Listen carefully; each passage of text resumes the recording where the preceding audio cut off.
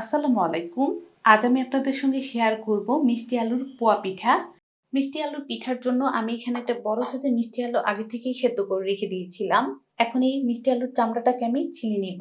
আর এখানে একটা গ্রেটার নিলাম। এখন এই গ্রেটারটা দিয়ে আলুটাকে গ্রেট করে নিব। পিঠার জন্য আমি এখানে 1/2 কাপ পরিমাণ প্যাকেটে সুজি নিয়েছি। এখন এই সুজিটাকে ব্লেন্ডারের জারের মধ্যে দিয়ে ভালো করে ব্লেন্ড করে নিব। আর এই যে দেখুন কেমন ব্লেন্ড হয়েছে। এখানে আমি একটা বাটি নিয়ে নিলাম আর এই বাটির মধ্যে ম্যাশ করা আলুটা নিয়ে নিচ্ছি। সাথে ব্লেন্ড করা সুজিটা দিয়ে দিচ্ছি।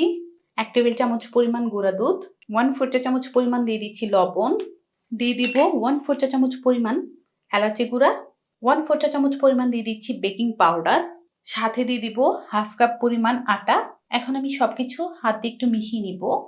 সাথে দিয়ে দিব 1/2 কাপ পরিমাণ গুঁড়া করা চিনি। আপনারা আপনাদের পছন্দ অনুযায়ী কিন্তু মিষ্টির পরিমাণটা বাড়িয়ে কমিয়ে নিতে পারবেন। এই ডো করার সময় কিন্তু কোনো রকমের পানি ছাড়াই তৈরি করেছি। আর এই যে দেখুন কেমন হয়েছে।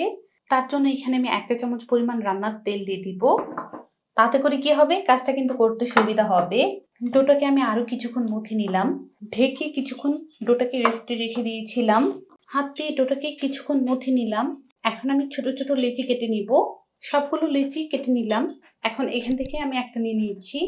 লেচিটাকে হাত দিয়ে ডলে গোল করে নিচ্ছি। উপরে তেল লাগিয়ে নিব। এখন একটা বেলনির সাহায্যে আমি এটাকে বেলে নিচ্ছি। আমি আপনাদেরকে বেলে দেখাই। এটা আমি বেলে নিয়েছি আর এই যে পাতলাটা কেমন হবে দেখুন। আলুর পিঠাগুলো ভাজার জন্য চুলার মধ্যে আমি একটা কড়াই বসিয়ে তেল দিয়েছিলাম গরম হওয়ার জন্য। আর অল্প করে ডো দিয়ে দেখবো তেলটা আমাদের গরম হয়েছে কিনা। তেলটা কিন্তু আমাদের গরম হয়ে গিয়েছে পিঠা ভাজার জন্য। আর পিঠাগুলো যখনই ভাজবেন তেলটাকে ভালো করে গরম করে নেবেন। এখন উচি বেলে রাখা পিঠা দিয়ে দিলাম। পিঠাটা তেলের উপর ভেসে আসা পর্যন্ত অপেক্ষা করছি। তারপর একটা ঝাঁঝনির সাহায্যে এভাবে তেলের মধ্যে ডুবিয়ে ডুবিয়ে দিব। আর মাশাআল্লাহ দেখুন তেলের মধ্যে ডুবিয়ে দেওয়ার কারণে কত সুন্দরভাবে ফুলে উঠেছে। উল্টিয়ে পাল্টিয়ে পিঠাটাকে কিছুক্ষণ ভেজে নিব। পিঠাটা কিন্তু ভাজতে বেশি সময় লাগে না, কিছুক্ষণের মধ্যে কিন্তু পিঠা ভাজা হয়ে যায়। আর দেখুন কথা বলতে বলতে কিন্তু পিঠার কালার চলে এসেছে। এখন আমি পিঠাটাকে একটা ঝাঁঝনির মধ্যে উঠিয়ে নিব।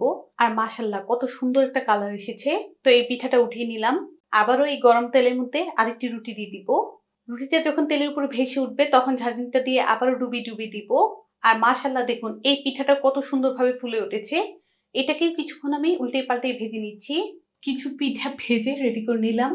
আমি আপনাদেরকে একটা পিঠা ভেঙে দেখাই কতটা পারফেক্ট হয়েছে। আমি আশা করছি আমার এই আলুর তেলে পিঠার রেসিপি আপনাদের ভালো লেগেছে। ভালো লাগলে অবশ্যই একটা লাইক দিবেন, চ্যানেলটাকে সাবস্ক্রাইব করবেন। সবাই ভালো থাকবেন, সুস্থ থাকবেন, আমার জন্য দোয়া করবেন। আল্লাহ হাফেজ।